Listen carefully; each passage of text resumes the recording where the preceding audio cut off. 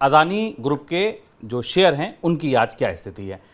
Total पहले आंकड़ा समझिए कि जब से ये रिपोर्ट आई, 24 जनवरी का दिन था जब ये रिपोर्ट जारी हुई हिंडनबर्ग की, जिसमें आरोप लगाया गया अदानी ग्रुप पर एक तरीके से स्टॉक मैनिपुलेशन का, पारदर्शिता ना होने का। उसके बाद से अब तक अदानी समूह की कुल मार्केट कैप 11 लाख करोड़ रुपए घट गई। 11 लाख करोड़ रुपए का आप नोशनल लॉस मान सकते हैं। हालांकि इसमें सबसे बड़ा हिस्सा खुद अदानी समूह का होगा, क्योंकि 70% से ज़्यादा, 75% के आसपास तो हिस्सेदारी खुद ग्रुप के पास ही थी।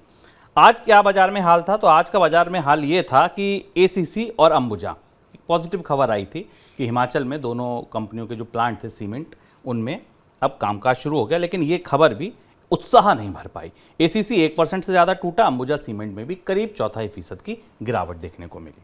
अदानी एंटरप्राइजेस फ्लैगशिप कंपनी 3.5% नीचे थी। अदानी ग्रीन 5% का लोअर सर्किट लगा था। क्या थी इसकी कहानी, ये हम आपको बताएंगे। एक कंपनी अपर सर्किट में थी, वो थी अदानी पावर। कल भी अपर सर्किट था, आज भी अपर सर्किट है। हल्की तेजी अदानी पोर्ट्स के शेयर में भी देखने को मिली। लेकिन इसके अलावा अदानी टोटल, अदानी ट्रांसमिशन और अदानी विलमेर, सब 2 में लोअर सर्किट और एक अदानी विलमेर 4% से ज़्यादा नीचे है। मोर और लेस अगर आप देखें तो हाल वही है कि गिरावट थम नहीं रही, बिकवाली थम नहीं रही, भरोसा बन नहीं रहा, भरोसा लौट नहीं रहा। इस बीच आपको अगर याद होगा, हमने आपको बताया था कि अदानी समूह का अब सब कुछ दांव पर है, भविष्य दांव पर है, कंपनी अपने को सिकोड़ रही है, कंपनी नई परियोजनाओं से किनारा कर रही है, पीछे हट रही है, और ऐसी खबरें हर दिन आ रही हैं। आज का घटनाक्रम देखिए ताज़ा क्या। आज का ताज़ा घटनाक्रम यह है कि सरकारी पावर ट्रेडिंग कंपनी पीटीसी में हिस्सा खरीद के लिए बोली नहीं लगाएगी कंपनी, ये कंपनी की तरफ से कहा गया। इसके अलावा अदानी ग्रीन ने यह कहा कि कारोबार विस्तार के लिए 10,000 करोड़ रुपए के निवेश की योजना को फिलहाल रिव्यू पर डाल दिया है। रिव्यू पर डाल दिया है मतलब कि सोचा जाएगा कि भाई बढ़ना है आगे या नहीं बढ़ना है, आगे काम करें या ना करें। सर, आपको लगता है कि ये दोनों ही खबरें अगर हम पढ़ें तो इसके डॉट वहीं से कनेक्ट होते हैं, जिसकी संभावना, जिसकी आशंका मनी सेंट्रल पिछले 2 हफ्ते से लगातार अलग अलग कार्यक्रम में उठाता गया कि कंपनी को अपना कारोबार तो सीमित करना पड़ेगा। हाँ, क्रमशः उसी तरफ चीज़ें बढ़ रही हैं, क्योंकि हम पहले पीटीसी की खबर को समझें। पावर ट्रेडिंग कॉर्पोरेशन सरकार की ट्रेडिंग कंपनी है। इस ट्रेडिंग कंपनी में जो बिजली की ट्रेडिंग करती है, भारत में बिजली का एक एक्सचेंज है जहाँ बिजली बेची जाती है। इस कंपनी में जो सरकार की बिजली कंपनियां हैं, NTPC, NHPC, power grid corporation और पावर फाइनेंस कॉर्पोरेशन, इनकी हिस्सेदारी है। 4% इन चारों कंपनियों की हिस्सेदारी बाजार में बेची जा रही है, यानी 16% इक्विटी पावर ट्रेडिंग कॉर्पोरेशन की बाजार में बिकने के लिए आ रही है। एक किस्म का डिसइन्वेस्टमेंट था, सरकार का विनिवेश कार्यक्रम था। अडानी समूह को माना जा रहा था कि वो इस पावर ट्रेडिंग कॉर्पोरेशन में बोली लगाएगा और उसके अंदर खरीदारी करेगा। माना जा रहा था इस 16% इक्विटी की वैल्यू करीब करीब $52 मिलियन के आसपास होगी। अडानी समूह की तरफ क्योंकि अडानी समूह बिजली क्षेत्र में तेज़ी से आगे बढ़ा है, उसने पिछले 2 साल में 6 अलग अलग बिजली परियोजनाओं को सक्रिय किया है और बिजली की बड़ा प्रोड्यूसर है, बैकएंड में कोयले से जुड़ा हुआ है, तो ट्रेडिंग में जाने की तैयारी थी। कंपनी की तरफ से कहा गया कि अब वो इसमें बोली लगाने में इंटरेस्टेड नहीं है। सो इसका मतलब ये हुआ कि कंपनी ने अपनी एक और विस्तार योजना, एक और क्षेत्र में जाने से अपने आप को पीछे खींच लिया। पावर ट्रेडिंग में अभी तक अडानी समूह नहीं था। पावर ट्रेडिंग कॉर्पोरेशन में हिस्सेदारी के साथ किसी सरकारी कंपनी में सीधी हिस्सेदारी लेने का रास्ता अडानी समूह के लिए खुला था। दूसरी महत्वपूर्ण चीज है अडानी ग्रीन। अडानी ग्रीन सबसे ज्यादा दबाव में और सबसे ज्यादा चुनौती में फंसा हुआ क्षेत्र दिख रहा है। अगर आप अडानी समूह के पूरे बैगेज में देखें तो ये कंपनी है, ये पूरा क्षेत्र, इस क्षेत्र पर सबसे ज्यादा दबाव है कैपेक्स कम करने का।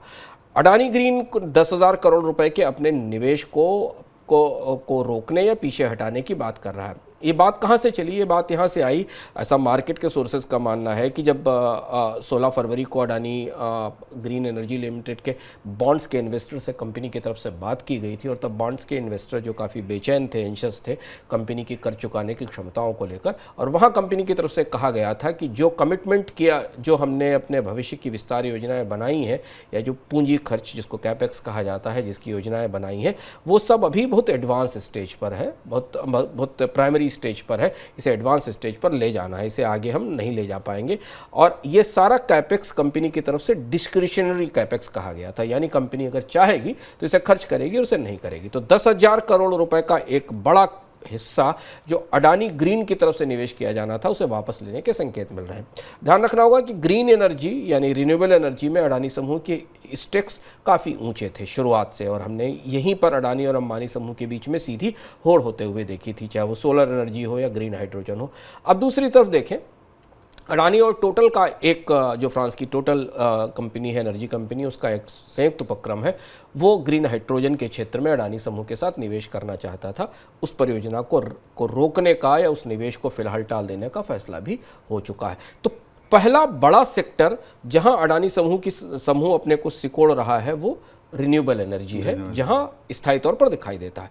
दूसरा जो सेक्टर है जहां से एक बार एक कंपनी से वापस लेने की घोषणा समूह ने पिछले हफ्ते की थी, जब उसने डीबी पावर की यूनिट जो करीब 7,000 करोड़ का टेक ओवर पिछले साल किया गया था, उससे अपने आप को वापस कर लिया था और उसका भुगतान नहीं किया था। सड़क तीसरा क्षेत्र था जहां कंपनी ने कहा है कि वो नई परियोजनाओं में निवेश नहीं करेगी। तो जब तक ये परियोजनाओं से वापस निकलने का रास्ता नहीं निकलेगा तब तक कर्ज की देनदारियों पर कम नहीं होंगी, और जब तक देनदारियाँ कम नहीं होंगी बाजार में अडानी समूह को विश्वास हासिल करने में दिक्कत होगी।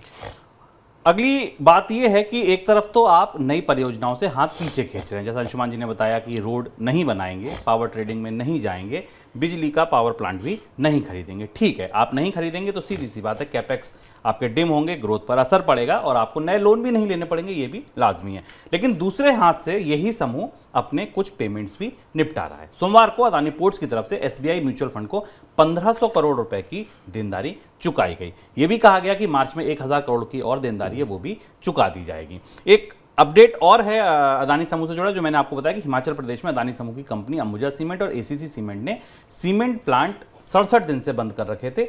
अब वो चालू हो गए हैं, जो विवाद था वो निपट गया है। ट्रक यूनियंस के बीच और सरकार के बीच नए टैरिफ्स पर मान गए हैं वो लोग, और अब वहां पर प्रोडक्शन शुरू हो गया। हालांकि इस खबर ने भी आज उत्साह नहीं भरा शेयरों में, वो मैंने आपको बताया।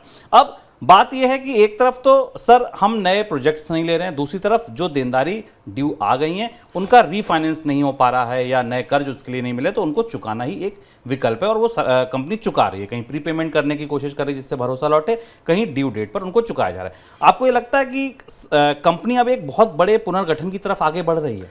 इस बात के संकेत हैं और इस पर लगातार पिछले एक हफ्ते से हम समझने की कोशिश कर रहे हैं कि अडानी समूह अगर अपना विश्वास बाजार में साख या जो चुनौती उससे बाहर निकलना चाहेगा तो रास्ता क्या होगा। तो अडानी समूह की तरफ से जो अब संकेत मिल रहे हैं बाजार के भीतर परोक्ष रूप से बाहर से, वो ये है कि कंपनी को एक बड़ी पुनर्गठन स्ट्रेटेजी पर काम करना पड़ रहा है, बड़ी पुनर्गठन रणनीति पर। और पुनर्गठन रणनीति क्या होगी? ये जो पिछले एक साल का बड़ा विस्तार हमने देखा था हर क्षेत्र में, पोर्ट टू ट्रांसपोर्ट और रोड, फूड,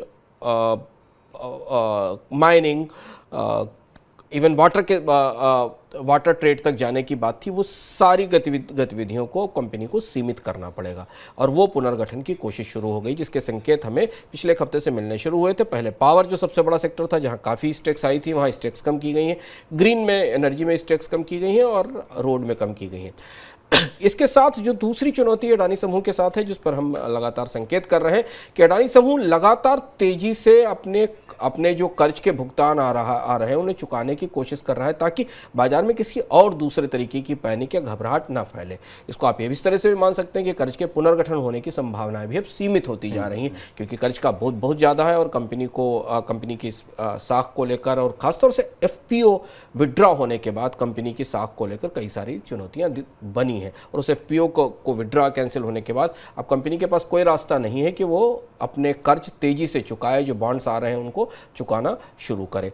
हो सकता है आने वाले कुछ समय में कुछ बड़े अनाउंसमेंट, बड़ी घोषणाएं आए जिनका असर हमें अडानी समूह के पुनर्गठन के तौर पर दिखाई दे। दूसरी तरफ ये भी संकेत है कि अडानी समूह अपनी पूरी रणनीति को, कानूनी रणनीति को, अपनी कॉर्पोरेट स्ट्रेटजी को भी बदलने की तैयारी कर रहा है। बिल्कुल, अब देखना ये होगा कि इतने बड़े पुनर्गठन की तैयारी के बाद भी, पुनर्गठन के बाद भी क्या अदानी समूह वो अदानी समूह रह जाएगा जो अब से 2 महीने पहले था, जहां सारे बाजार विशेषज्ञ, जहां बहुत सारे निवेशक लगातार भरोसा बनाए हुए थे और इन्वेस्टमेंट करते जा रहे थे। बाजार किसी दिशा में जाए, अदानी समूह एक ही दिशा में जा रहा था। इस पुनर्गठन से वो भरोसा वापस लौटेगा नहीं लौटेगा ये देखना होगा, क्योंकि भविष्य की योजनाओं पर अगर आप अंकुश लगा रहे हैं तो सीधी सी बात है आपकी रफ्तार कम होगी और ग्रोथ पर भी असर पड़ेगा।